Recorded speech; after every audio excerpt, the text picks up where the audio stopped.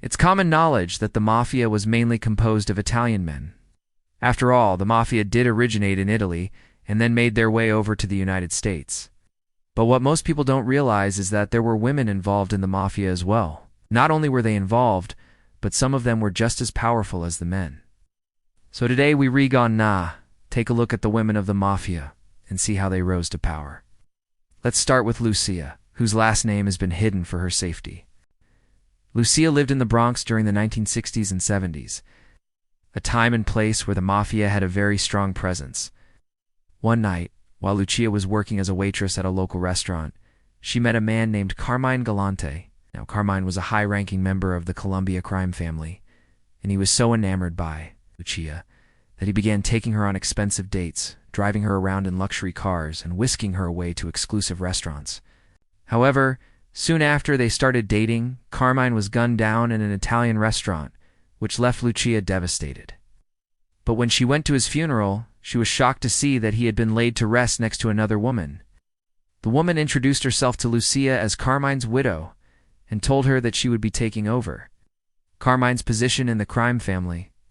And even though Lucia was obviously upset about losing her lover, she couldn't help but admire this strong woman who wasn't afraid to take charge. So she decided to become an informant for the FBI and took down several members of the Genovese crime family, including the woman who had stolen Carmine's heart and his spot in the Mafia. Next is Helen Viola, who was known as the godmother of the Mafia. Helen got involved with the Mafia when she married Joseph Barbera in 1935. Now, Joe had recently become the boss of the Lucchese crime family, and Helen was about to become the most powerful woman in organized crime. Soon after marrying Joe, Helen became known as the boss's wife and had a lot of influence over him. In fact, it was Helen who convinced Joe to move over to the United States and become a naturalized citizen, which eventually led him to becoming the boss of one of America's most powerful crime families.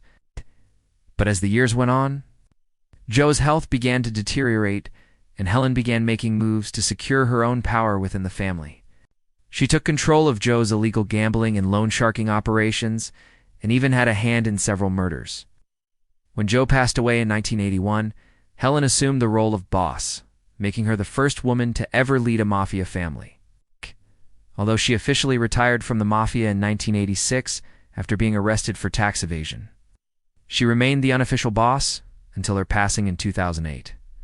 Another influential woman in the Mafia was Frances McAlpine. She earned this nickname because she acted like a mother to mobster Al Capone's many illegitimate children and took care of them as if they were her own. But Frances's involvement with the Mafia didn't stop there. She was actually the wife of mobster Michael Lapido, and together they were one of the most notorious couples in the Mafia, in fact.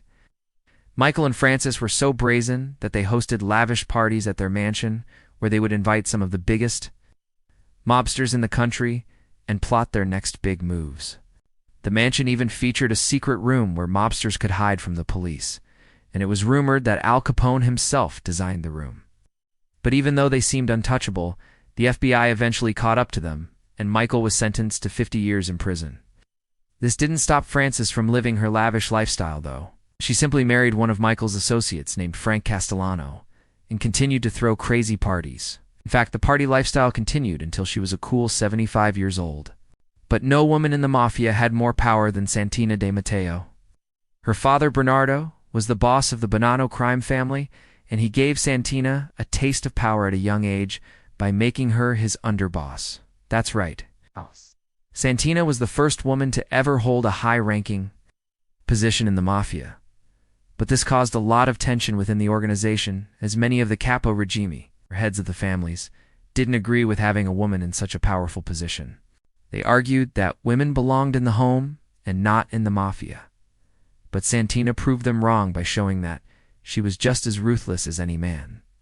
She negotiated business deals, settled disputes, and even ordered hits on anyone who crossed her. In fact, it was Santina who ordered the hit on Joseph Messino, who was the boss of the Bonanno crime family before her father.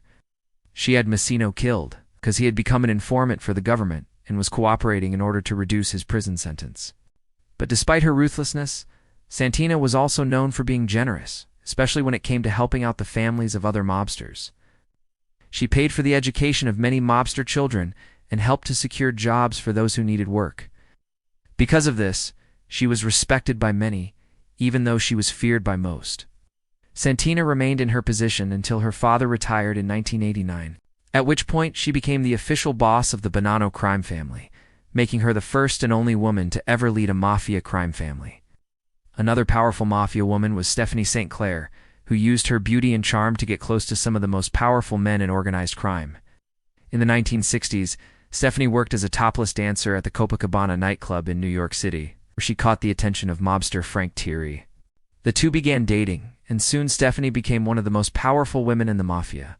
She was present at many important meetings, and was even said to have helped broker the peace treaty between rival mob families. But Stephanie's involvement in the mafia didn't just stop there. She was also said to be involved in money laundering and other illegal activities. However, in 1969, Stephanie's luck ran out when she was arrested on drug charges. She was sentenced to 5 years in prison, but only served 3 before being released.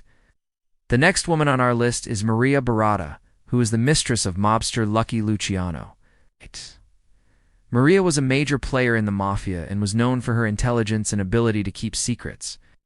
In fact, she was present at the infamous meeting in Appalachian, New York, where the 5 families of the mafia met to discuss their illegal activities.